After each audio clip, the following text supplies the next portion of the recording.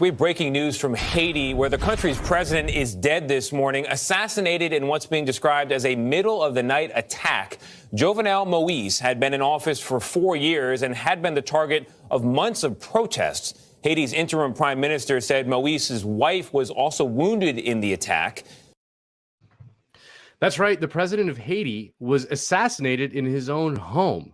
Now, this wasn't your typical presidential assassination, the kind that happens when a president is out in public and some crazed gunman runs up to him and just shoots him.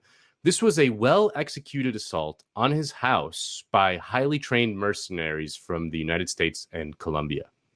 The assassins arrived in trucks after midnight, claiming to be agents of the U.S. Drug Enforcement Administration. A U.S. government source told Reuters the DEA had nothing to do with the killing. The gunman, reportedly speaking Spanish and English, descended on President Jovenel Moise's private residence